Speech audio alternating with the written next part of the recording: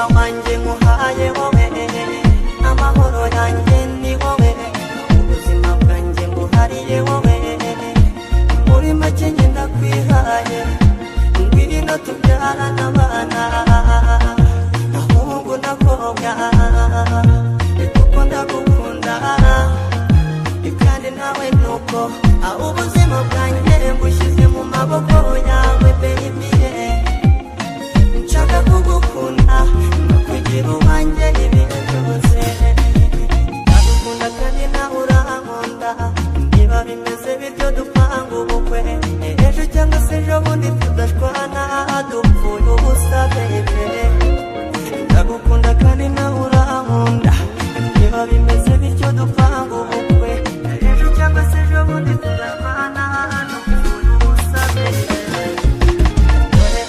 Abantu baba baza baduha inzoga tutariye, nta kindi. Ninde waziguhaye?